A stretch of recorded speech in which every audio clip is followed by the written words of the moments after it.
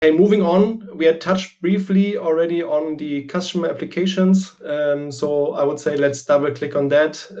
We also don't have to spend more time here on the slide right now, but I would rather dive back straight into the demo. Let's go. Great, we're back again in our IrisX library inside Trackunit Manager, this time using our typical Trackunit construction account. You can see the full range of IrisX capabilities here, but as promised, I want to take you to another piece, the App SDK.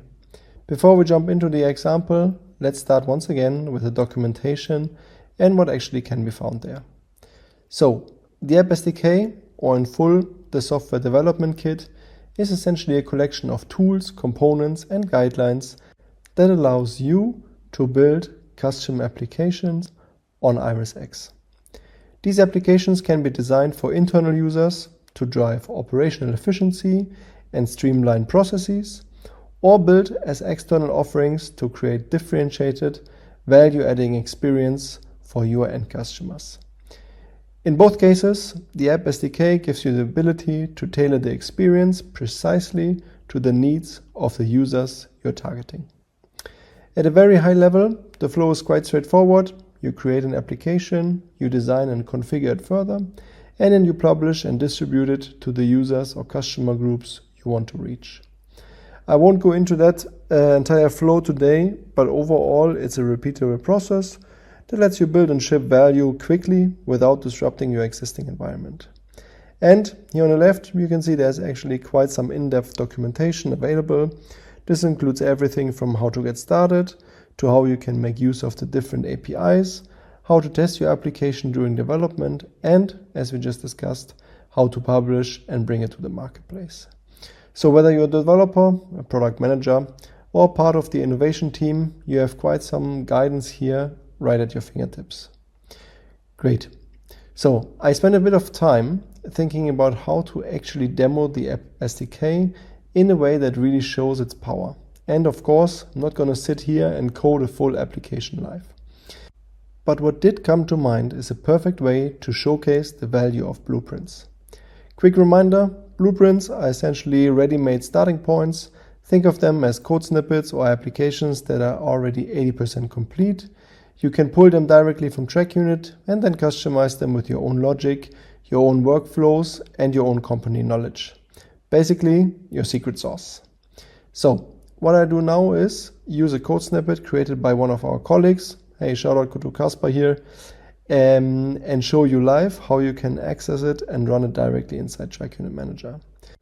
This gives you a real sense why blueprints are a great kickstart to your digital journey. Let's get started here. What I'm opening right now is an IrisX repository. If you have never heard of GitHub before, hey, it's basically a place where you can store code and other project files with built-in version control so teams can actually collaborate. I won't go into detail of that today, but your developers are definitely familiar with that. What matters for us is that my colleague has shared this repository with me, which contains a set of experimental applications, which are then all built using the App SDK. So what we're going to do now is take one of these examples and actually put it to use. So you can see how it goes from code in a repository to a live experience inside Trackunit Manager. Good, so to work with this repository, I'm going to switch to another application after copying the repository link. I'll move into an application called Cursor, which is my development environment. This is where I can open the project, explore the code, and run it locally. So let me jump into Cursor here right now and show you how we bring this blueprint to life. What makes this application especially powerful is that it has built-in AI capabilities. That means it can help write code, explain code, fix errors, and even generate whole features. So what I'm doing now is cloning this repository from Kasper, essentially downloading a copy of this blueprint onto my laptop.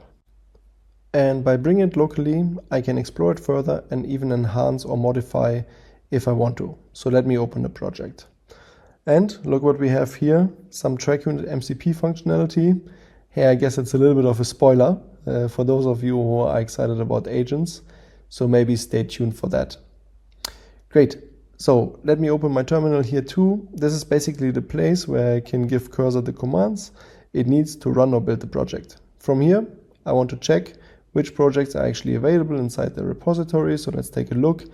And as you can see, one of the projects here is a generators project. I think that sounds good. That's the one that we will be working with today. So let me just start with the first command called npm install. Nothing noteworthy, but for anyone who is not technical, this command simply downloads all the tools and libraries that this application needs in order to work. Think of it like opening a recipe and having your computer automatically go and fetch all of the ingredients. So once everything is downloaded, the application has what it needs to run. So now that everything has finished installing, we actually have everything we need. So the next step is to run the application locally. To do that, I will type in the command npx nx run generators monitor serve, which starts the specific blueprint on my laptop. And once it's done, we will actually be able to run the application locally, and I will be able to show you live in Manager. Great. As you can see here, the app has now started successfully. We can open it by simply clicking the link displayed in the terminal, which will launch the blueprint in our browser. And that brings me back into the Manager application. Now I'm going to enable the toggle to show local apps, meaning the apps that are running directly on my laptop at this point. Once I switch it on, you can already see the result. One of the left-hand side, a brand new application appears called Generator Monitor. That's the blueprint we just launched locally, now showing up inside Manager as if we are a fully integrated IrisX application. So let's take a look. As a starting point, I'm getting a list of all generators in my mixed fleet. I can already see some information here, the asset details, basic connectivity status, maybe when each machine last sent data, when it was updated, and so on. But hey, this isn't the view I'm really interested in right now. What I want to explore is the detailed view of an individual asset. That's where the real value of this blueprint becomes visible. Now that I'm inside an individual asset, this part should look very familiar to you, right? We see the usual sections like status, events, and the different insights related to the machine, so nothing new there. But what is new is what you see on the left, a brand new tab called Live View. This is an additional view that was developed specifically for generators and presents the blueprint we just ran locally. And when I click into it, you can actually see that this is a completely new functionality, something that doesn't even exist anywhere else in Manager by default. Here, the blueprint provides a live generator visualization, whether the engine is currently working, how much fuel is left, the overall status of the machine, and so on. And while I don't want to go into the use case itself, I think it showcases a great example of how the App SDK can bring in custom domain logic and rich visualizations that go far beyond the standard insights pages, while at the same time how powerful blueprints are as a starting point for any of your development teams to create differentiated functionality. Great. Hey, I think that was quick demo of what the App SDK can do. So now, if you're just up to it, hey, let's spend 2 minutes having some fun with AI. Actually going back into the other application and show you how quickly you can make changes to an application, especially when using AI. First, I will stop the application that's currently running, and now here in the top right corner, I can actually give instructions directly to the agent inside. In this case, I want the agent to make 2 changes for me. 1, change the headline from Generator Live View to Generator Blueprint, and 2nd, remove the little functionality in the top right corner that actually shows when the next data point is being fetched. Could be useful, of course, but for today it's purely illustrative, so we will take it out. So that's essentially the instructions I'm giving to the AI agent, and with that we can put the agent to work. You will see immediately that the agent starts analyzing the project, locating the right blueprint components, and then makes the direct code changes needed to implement what I asked for. Knowing our App SDK documentation, the agent does this over a series of steps, which you can follow here on the right-hand side. It's reading the code, proposes updates, adjusts files, all automatically. Hey, Under normal circumstances, of course, we would carefully review the proposed changes, but for today's demo, I'm just going to accept them and move on. So I will go ahead and serve the application again. Using the same command as before, here taking a couple of moments to spin the blueprint back up again. And once that is done here, we are heading back into Manager, enabling the local applications as well. So on the left-hand side, you can already see it. Then we are opening the asset overview as a whole, and as you know, jump straight into the detail view again. And voila! The headline has been changed exactly as requested, and the component in the top right has also been removed successfully. Cool. Hey, isn't that super exciting? I think that really shows you how quickly you can iterate and enhance IrisX applications, especially with AI. Amazing. Hey, that wraps up my second demo piece for today. Hope you enjoyed it and got a sense of just how powerful and fun this can be. Love to continue the conversation with all of you, of course. But for now, back to you, Domokos. Any thoughts on what we've just seen?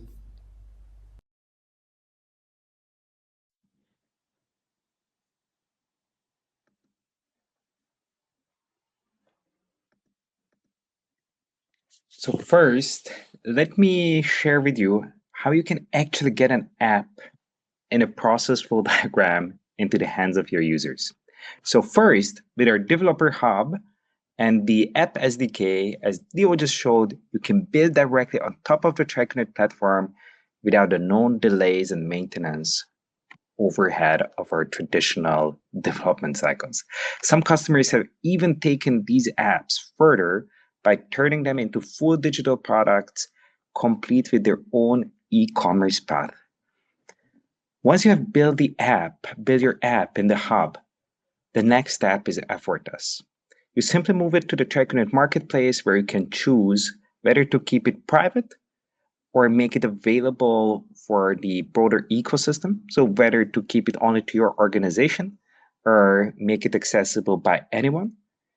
And from that part, the app becomes instantly accessible inside your or your customer's branded customer portal. So users can start benefiting from the value-added services that you intended to provide to them instantly. The whole journey becomes frictionless. You build it in the hub, you distribute it through the marketplace, and deliver it directly to your customers in a single smooth flow from idea to deployment to real-world usage. Now, let's just look at what happens once these apps enter the ecosystem. So here you can see a couple of examples that are already live today. Cummins Connected Diagnostics, Perkins Engines Insights app, and iPathLink. These sit right alongside internally built customer apps, all powered by the same platform and the same data foundation. So whether you're a global OEM or a contractor, general contractor, building something tailored for your workflow, your app becomes part of the same ecosystem and ready to be consumed. Again, as said, some has chosen it to keep their apps private for only specific internal customers and internal optimization. Others have chosen to distribute it through the marketplace and monetize them. And each individual new app strengthens your own digital brand and product experience, because you are delivering more insights, smarter workflows, and new capabilities directly to your customers. Meet your customers where they are. So the result is simple. Customers move from ideas to impact in days, not months, and those ideas plug into an ecosystem where value can compound for everyone. If we step back and think about how speed to market can be the difference between leading and lagging indicators, with the Trackunit App SDK, as Leo has just showcased it to us, we have seen customers building and deploying these applications directly on top of the platform without the usual bottlenecks, as again, we just discussed it. One example that I wanted to highlight to all of you is a customer who recently just built an application, an emission insights application, in just 2 days, providing those emission insights on 10,000s of equipment out of the fleet of 100,000, 150,000. The same effort would have previously taken this partner 2 months of development sprints. 2 days versus 2 months in one single project. Massive dollar saving effect. Moreover, we have some of our first customers even monetize the applications with their own e-commerce capabilities. So this is absolutely an open ecosystem where we help you monetize your digital experiences in the ways that already works for your customers. So this can provide you a digital revenue path too. The outcome, it is something that we call a massive productivity leap, faster feedback from your customers, faster iterations, faster value creation. The App SDKs empower your teams to innovate on their own using the Trackunit ecosystem as the launchpad. So the App SDK is how our customers move from ideas to impact, not only in months, but right now already in days.